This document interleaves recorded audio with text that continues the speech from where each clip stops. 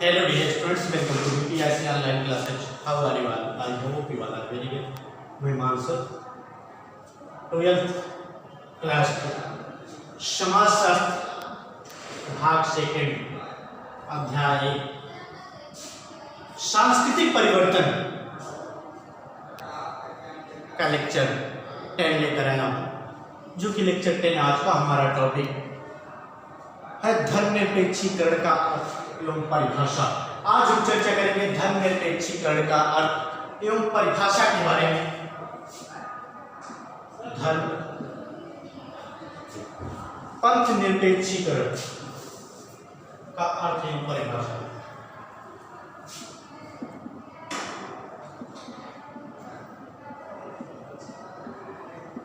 निरपेक्षीकरण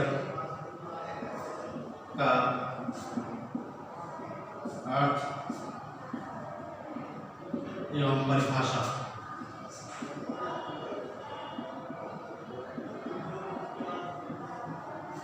पंथ निरपेक्षीकरण का अर्थ एवं परिभाषा के बारे में चर्चा करेंगे। पंथ निरपेक्षीकरण क्या है, सबसे पहले इसके बारे में देखते हैं। पंथ निरपेक्षीकरण का अर्थ लौकिक विचारधारा।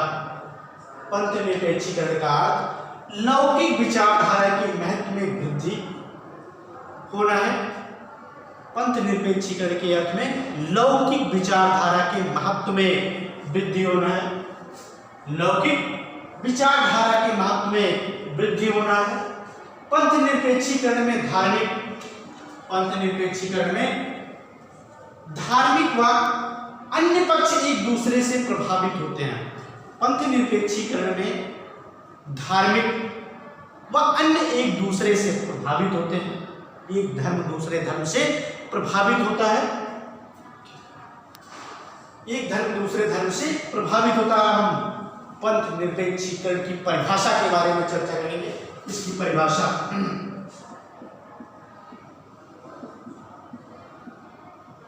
पंथ निरपेक्षीकरण की परिभाषा, जो इसका अर्थ है वो लौकिक विचारधारा के महत्व में वृद्धि होना ही पंथ निरपेक्षीकरण कहा जाता है। तो यहाँ परिभाषा में देखते हैं पंथ निरपेक्षीकरण। एम श्रीनिवास के अनुसार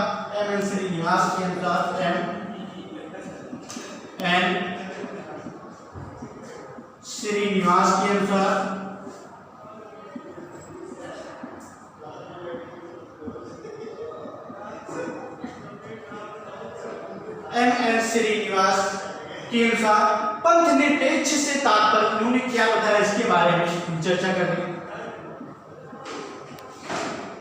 पंथ निरपेक्ष से तात्पर्य,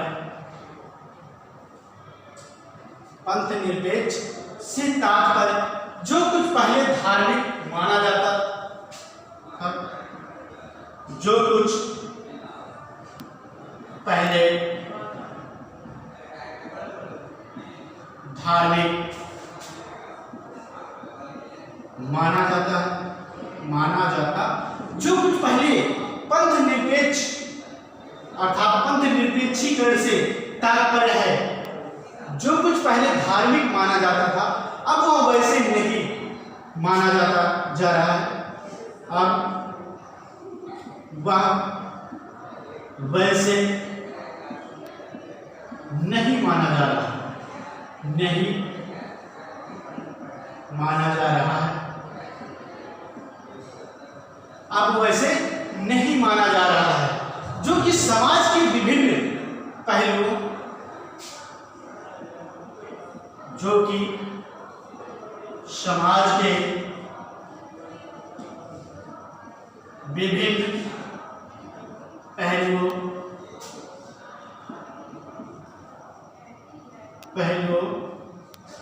राजनीतिक,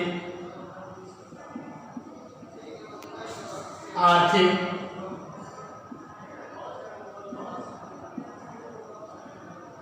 सामाजिक, नैतिक, सामाजिक नैतिक कानूनों के प्रति अधिक से अधिक पृथक होने में दिखाई कानूनों के प्रति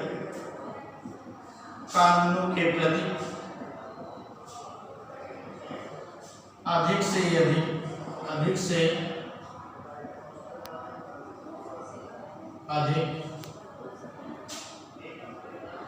से अधिक पृथक होने में दिखाई पड़ती है। अधिक से अधिक पृथक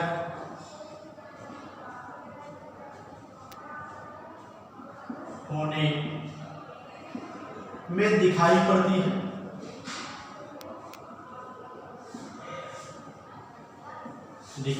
है। तो एमएन श्रीनिवासन के अनुसार एमएन श्रीनिवासन ने क्या बताया पंथ निरपेक्षीकरण को? पंथ निरपेक्ष से तात्पर्य है जो कुछ पहले धार्मिक माना जाता था। पंथ निरपेक्षीकरण में बताया गया जो कुछ पहले धार्मिक माना जाता था अब वह वैसा नहीं माना जा रहा है।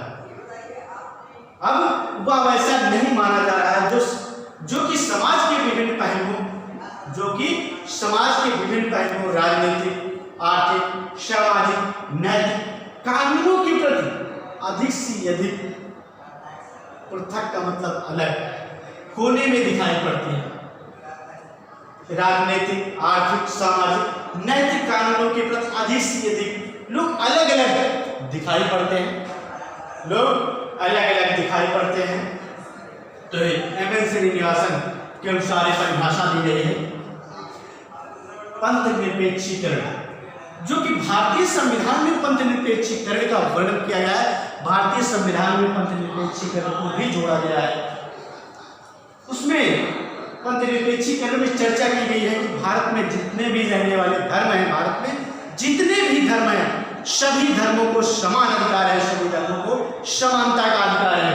और आज वर्तमान में भी जितने भी धर्म भारत के अंदर हैं, हिंदू, मुस्लिम, सिख, ईसाई, यहूदी, पारसी, जैन, बौद्ध, इन सभी धर्मों को भारत के संविधान के अंदर अर्थात भारत में समान अधिकार दिया गया है, समानता का अधिकार दिया गया है, सभी को समान अधिकार दिया गया। और भारत में किसी भी व्यक्ति को अपना धर्मांतरण करना है, अपनी इच्छा अनुसार कोई व्यक्ति दूसरे धर्म को एक्सेप्ट करना चाहता है या दूसरे धर्म को अपनाना चाहता है, अपनी इच्छा अनुसार वो किसी दूसरे धर्म को एक्सेप्ट कर सकता है, अपना सकता है। उसमें सरकार का कोई भेदभाव अर्थात कोई विरोध नहीं होगा।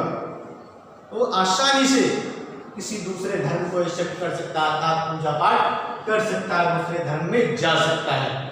ये हमारे संविधान का अनुच्छेद 25 कहता है आप अपनी इच्छा अनुसार किसी भी धर्म को एक्सेप्ट कर सकते हैं, उसमें सरकार का कोई हस्तक्षेप नहीं होगा। तो हम चर्चा करते हैं पंथ निरपेक्षीकरण की विशेषताओं के बारे में। पंथ निरपेक्षीकरण की विशेषताएं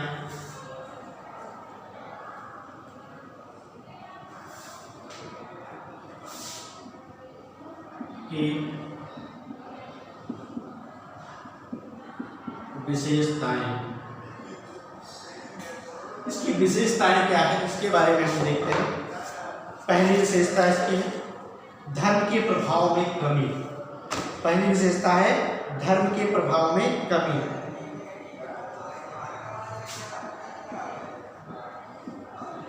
धर्म के प्रभाव में कमी।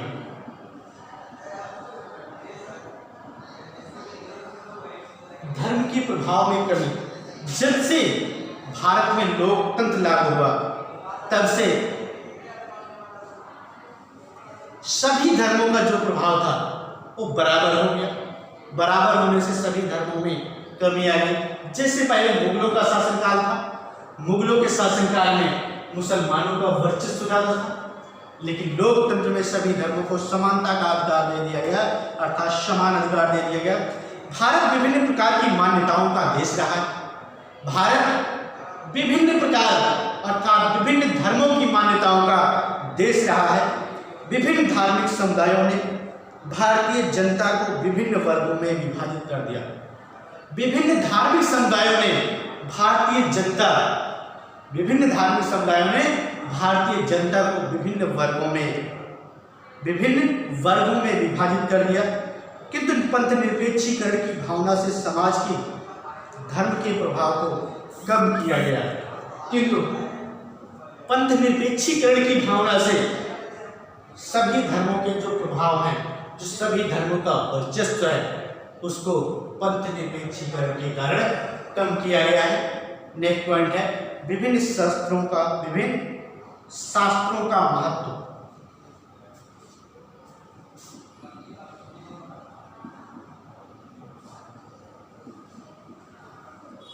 विभिन्न शास्त्रों का महत्व। विभिन्न शास्त्रों का मतलब क्या होता है, शास्त्रों के बारे में चर्चा करते हैं। शास्त्रों का मतलब जैसे हिंदू धर्म में गीता, महाभारत, रामायण, बाइबल, कुरान, ये सभी अलग अलग धर्मों के शास्त्र हैं। ये सभी धर्मों के जो अलग अलग विभिन्न धर्मों के जो अलग अलग शास्त्र हैं, जो उनकी धार्मिक पुस्तकें हैं, उसी को यहाँ पर शास्त्र बोला गया। विभिन्न शास्त्रों का महत्व पहले भी था और इन धर्मों के शास्त्रों का महत्व आज भी विद्यमान है। जैसे हिंदू धर्म में तो रामायण का पाठ करवाते हैं, महाभारत का पाठ होता है, भागवत गीता होती है। इसी तरह मुस्लिम में कुरान है, ईसाइयों में बाइबल है। जितने भी भारत में अलग अलग धर्म हैं, उतने शास्त्र सभी धर्मों के अलग अलग बटे हुए हैं और सभी धर्मों के शास्त्रों का अलग अलग महत्व है। सभी धर्मों का अलग अलग महत्व। नेक्स्ट पॉइंट है तर्क एवं विवेक की प्रधानता के बारे में हम चर्चा करते हैं। तर्क एवं विवेक की प्रधानता।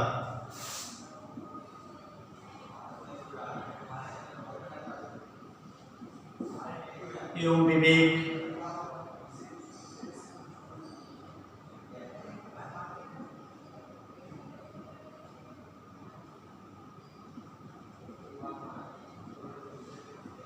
तर्क एवं विवेक की प्रधानता।